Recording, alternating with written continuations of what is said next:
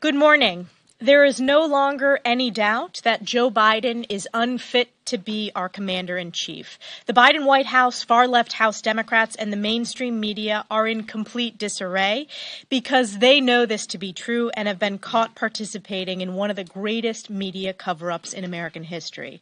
For the last 3.5 years, House Republicans and the American people have been demanding details about Joe Biden's mental and physical decline.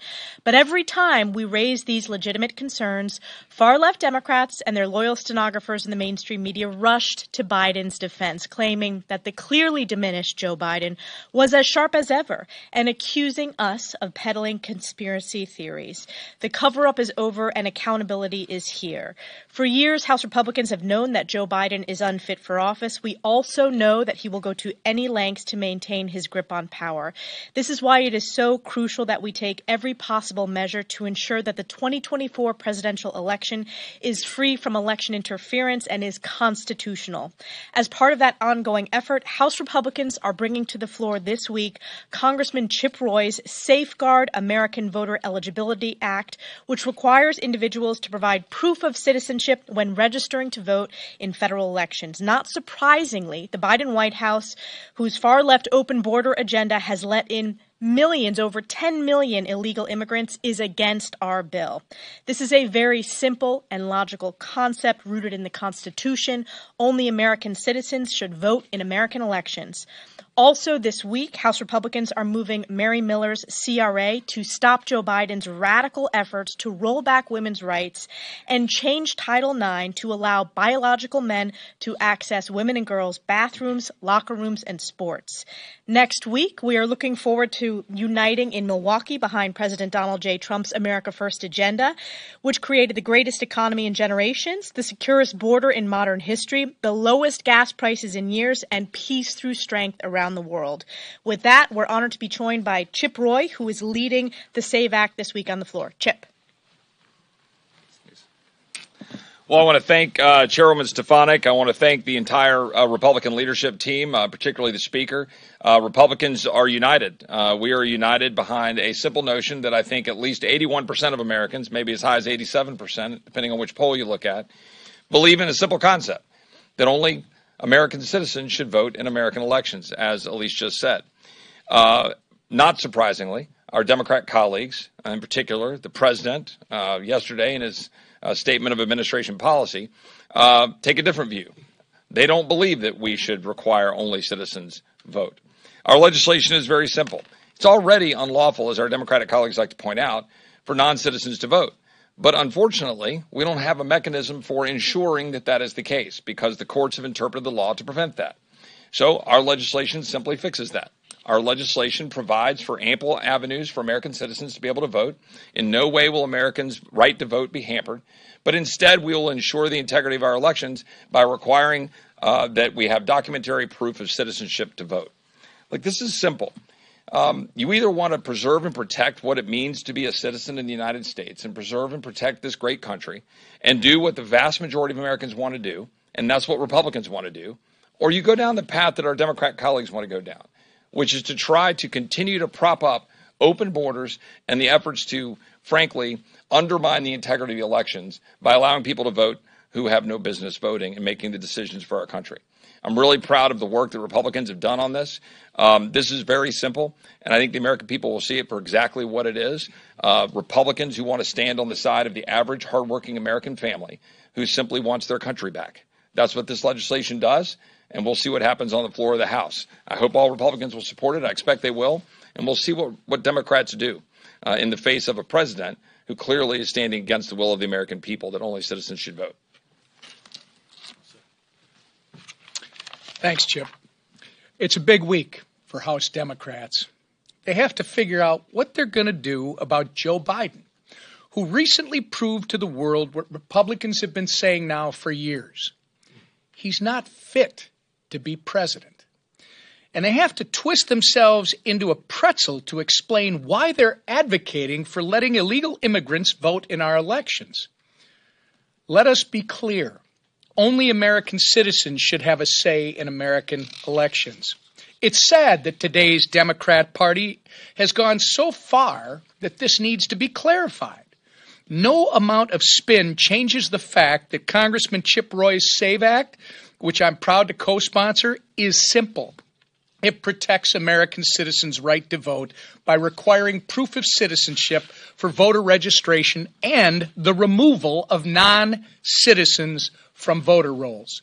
Safeguarding our elections should not be a partisan issue. But the Democrats are hell-bent on making it one because it's part of their grand design. First, Joe Biden and the Democrats allowed over 10 million illegal immigrants to invade our country. Now they're opposing efforts to prevent these illegals from voting in federal elections. Don't just take my word for it. Democrats' House leadership has launched a united effort against the SAVE Act. And the Biden administration came out with a statement against this common sense bill as well. If illegal immigrants are not voting in our elections as Democrats contend, then why are they working so hard against this bill? It's no secret what their motives are. And it should be alarming to every American, regardless of their politics. And by the way, there is evidence out there that shows non-citizens have been on voter rolls and voted in U.S. elections.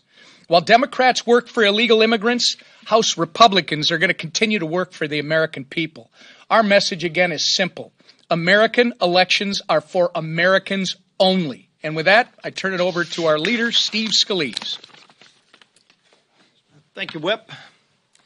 It's interesting to watch the Democrats right now expressing disdain over Joe Biden's performance at the debate. Let's be clear, first of all, the reason so many people are recognizing that Joe Biden did so poorly is because President Trump did so well in the debate. President Trump actually articulated how we can get this country back on track, how we can get back to a place where under President Trump we had a secure border that we no longer have. We had low interest rates where people, a first-time home buyer, could actually afford to go buy their first home, which we don't have today.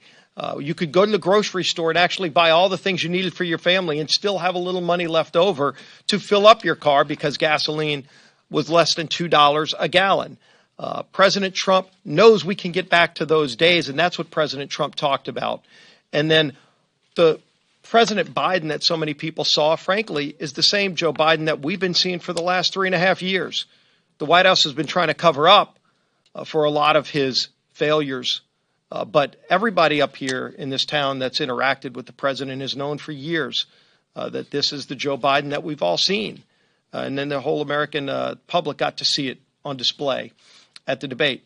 In fact, if you go down the hall right now, the Democrats are literally behind closed doors talking about jettisoning, throwing out the votes of 14 million Democrat primary voters who chose Joe Biden to be their nominee. Think about that. The party that loves lecturing people about democracy is in a smoke-filled room trying to throw out the democratically chosen nominee for president by the Democrat voters. 14 million of them said they want Joe Biden to be their nominee, and Democrats are openly talking about discarding all of those votes and picking somebody else behind closed doors. No wonder when you look at all the Democrats that are abandoning Joe Biden, that he opposes a bill that says illegals can't vote. I guess he's looking for additional votes since he doesn't have his own party's votes anymore. But passing the SAVE Act is important to ensure the integrity of the vote, because every American citizen ought to know that when they vote, their vote is not going to be nullified by someone here illegally voting when they're not supposed to. Why not have a safeguard to ensure that only American citizens vote in America's elections?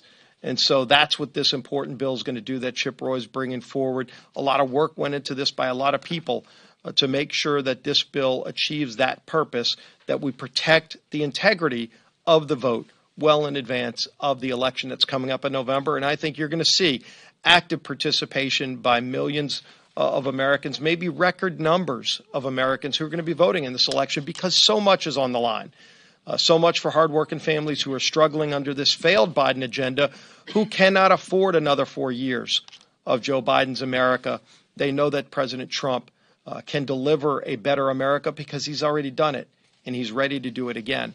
And we're going to also, by the way, protect the integrity of women's sports. We're bringing Mary Miller's CRA that reverses a Biden-era regulation that eviscerates Title IX. President Biden wants to get rid of women's sports, getting rid of women's locker rooms. And so we're going to have an opportunity for everybody to go on record and say, do they protect and stand up for women's sports? We're bringing that bill this week as well as some other bills, too. So we're going to continue doing our work here in the House while Democrats are in disarray trying to figure out how to undermine their own democratically elected nominee for president. We are united behind Donald Trump. We're proud to be going to Milwaukee next week to help not only formally nominate, but set the stage to elect Donald Trump as the 47th president of the United States. And now our speaker, Mike Johnson. Thank you, Mr. Leader. Thank you all for being here on what is, I believe, the smallest crowd ever assembled for a Republican press conference. I don't know where everybody is this morning. Oh, they're chasing down the Democrats for a change. This is a really interesting phenomenon. And the reason it's so noteworthy and the reason that most of the Hill press are following the Democrats around now, we had almost no one outside our conference meeting this morning. Normally, you're all there gathered in the hallways. They're busy because they're chasing down our Democrat colleagues and asking them about Joe Biden's mental acuity and their efforts to cover it up. And that's what it's been. I mean, we could give you example after example after example. It's all on tape. It's all on record. Everybody knows it. Democrats, our colleagues, for 3.5 years have been covering up this glaring problem. The staff in the White House have been covering it up, and so have the Democrats in Congress. Just last month, I brought a couple of examples. Representative Dan Goldman said Biden was sharper than anyone he'd spoken to and that he has, quote, a photographic memory, unquote. Representative Eric Swalwell said that Biden put many of us to shame with his energy. I mean, there are example after example after example, leading Democrats and noteworthy Democrats on the Hill who have not been in the dark about this. They've been saying things I think most of them understand is simply not true, and they've misled the American people. And this is dangerous. We have the NATO summit going on, the 75th anniversary of NATO here, all of our guests from around the world. What we're projecting from the White House is not strength right now, at a very dangerous time around the world. And that's why the American people are so alarmed by this. That's why the polls say that most of the Americans, people understand that Joe Biden is not fit for that office. And it's a terrible thing. The Democrats have misled us, and they need to be held accountable for that. They've also been misleading everybody about the SAVE Act, which will be on the floor that you've heard about this morning. It's a very important piece of legislation. They're claiming to oppose the bill because they say it's going to make it harder to vote, but they know that that is not true. Many of the Democrats want all of these illegals to participate in our federal elections. They want them to vote. There's no other conclusion that you can draw. When the White House announced they would veto the bill, they effectively handed our elections over to all of these illegal aliens that have come here. And the number is far greater than what is being reported. We were in conference this morning. One of our colleagues from the state of Kentucky was down at the Texas border over the last week. And he was there with top border officials. It was down south of Laredo. And he said that he and the colleagues that were there personally witnessed 9 illegals cross the border and disappear into the woods. And 2 Border Patrol agents tried to follow them on foot, and they lost them.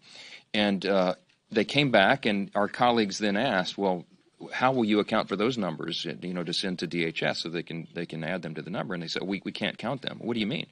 Well, the Secretary and DHS does not allow us to count anyone unless we can say conclusively that they didn't cross back over the border and go back. And we lost them in the woods, so we don't know. So they don't even count in the got-away numbers. This is how it's being done. Whatever number you think, whatever number is being reported is grossly underreported. I've been saying for some time I think it's probably close to 16 million. That may be an underestimate. And it's a serious problem. And we cannot allow a federal election to be jeopardized by people who can run into the local welfare office, sign up for taxpayer benefits, and check a box that says, I'm a citizen and I want to vote. This is common sense legislation. Chip Roy has done an extraordinary job. Others have, preparing this, getting it ready. We have to make sure that we don't have an election that is flawed in this way. In states that are trying to catch these criminals, they're identifying thousands of illegal aliens who are indeed registering and trying to vote. Some states have already done their own audits. This will make sure that we can prevent this from happening, and so we've got to do this. You should ask every Democrat if they're voting against this legislation, how in the world they can justify it. On the Title IX CRA, we'll be voting on that. It's very important. You've heard it articulated several times this morning. I won't reiterate it, but I'll say 2 weeks ago, we had an event here on the Hill celebrating the 52nd anniversary of Title IX. And we had Chairwoman Virginia Fox and Congresswoman Mary Miller, who has brought the CRA. We had Heather Higgins at the Independent Women's Forum. We had former Education Secretary Betsy DeVos, and we had Riley Gaines there, some strong voices who advocate for safety and the protection of women in college athletics and in every other way. And it's interesting that the Democrats are on the wrong side of this. Also, a couple of weeks ago, just a few days before that event, Judge Terry Doty from the Western District of Louisiana, a federal judge, issued an injunction against the Biden administration rule that eviscerates Title IX and jeopardizes the safety of women. Here's what he said about it. Quote, in the injunction, this case demonstrates the abuse of power by executive federal agencies in the rulemaking process, and this abuse of power is a threat to democracy. We completely agree with that. Unlike Democrats, Republicans know what a woman is, and we know that women are worth protecting. We are trying to advance that cause. The Republican Party is pro-women, and the Democrats have to answer for that as well. More than two-thirds of Americans think that only women should be allowed to compete in women's sports, and this used to be common sense, and everyone agreed until the Biden administration, and they tried to upend that. I'm very grateful that we're going to be able to get this passed through the House. We'll send it to the Senate, and we will dare Chuck Schumer and the Democrats over there not to take up and pass the SAVE Act and not to take up the CRA on Title IX. With that, we'll take a few questions. Chad. Good morning. Thank you. Clarify for us where we are on inherent contempt. I know Anna Paulina Luna had indicated that there was another resolution that she was going to bring forward. Is that going to, in fact, happen tomorrow? And do you support it? We've heard different things. I know what you had indicated before the recess, when things were all on the table, you were looking at everything. She has indicated at least twice that you are for whatever this resolution is that she's going to bring forth and how that would work. I'm for being as aggressive as possible with holding Merrick Garland accountable. It is a very important institutional concern that we have, that a subpoena by the House must be complied with by the executive branch or anyone that a House issues a subpoena to. As you know, Merrick Garland refuses to turn over the audio tapes of the interview, the questioning that Special Counsel Robert Hur had with Joe Biden. We have the transcript, but we have a responsibility to ensure that the audio matches the transcript. Now, everybody in America knows. We all know why they don't want to turn over the audio, because it will obviously, presumably, show exactly what we all saw on that debate stage a couple of weeks ago, or Thursday last, and that's something that they've been wanting to cover up. So they're going to great lengths to exert executive privilege, which has no... Here's a question everybody needs to ask. How can the executive branch, how can the Attorney General, who works under the executive branch, exert executive privilege over something that is not in his purview? This is the special counsel outside of that. By definition, it's supposed to be a separate and independent decision maker. They don't get to exert executive privilege over something that is not theirs. So the whole thing, I think, will easily be defeated in court, and that's why we brought a lawsuit in federal court last Monday to enforce our subpoena. So we're being as aggressive as possible. I've talked with Anna Paulina Luna and other colleagues about her inherent contempt motion, and she may well bring it. If it's support what she's going to bring forward? Look, you say you're going to be as aggressive. If it's brought to the floor, I'll vote for it. But as a constitutional law litigator, a former constitutional law litigator, my preference is to follow the legal process and legal proceedings that protect the institution. I'm frankly have a little pause about presenting an Article I authority question to the Article III branch, to the federal judiciary, to ask the judicial branch whether they believe we have the right to enforce a subpoena in this unconventional way. I'd rather do it in the way that we've done in our present litigation, but we'll let the chips fall where they may. Every member has a right to bring a privilege motion like that, and Anna's very committed to the principle, and I am too. We all are. I think every Republican is. And so we'll see what happens with that. So, yeah. Thank you, Mr. Speaker. So since Congressman Roy is right there, do you plan on moving his 25th Amendment resolution forward at any point? So I was asked, I think maybe the next day after the debate, if I were in the Biden cabinet, That was how the question was presented to me. Would I be mulling over the 25th Amendment, applying the fourth clause of the 25th Amendment, which has never before been employed in that way? And I answered honestly, yes, I would.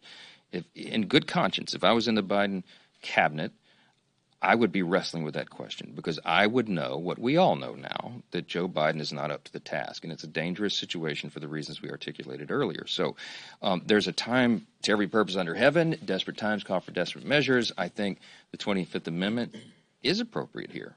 Now, we know, and Chip knows, we all know that the House doesn't have the authority to do that. It's the Vice President of the United States that has to initiate that process. We don't have any involvement unless there's a disagreement between the president and what the vice president and the cabinet decide. So we're far away from that eventuality. But I think the notion that the 25th Amendment would be appropriate here is something that most Republicans and, frankly, most Americans would agree with if they understood the process and how that works. And I think you'll hear a lot more talk about it. I'm under no illusion that they're going to do that. But if I were in the cabinet and Chip was in the cabinet, if any of us were in the cabinet, we would have to honestly say that that's something we'd have to wrestle with. So, yeah.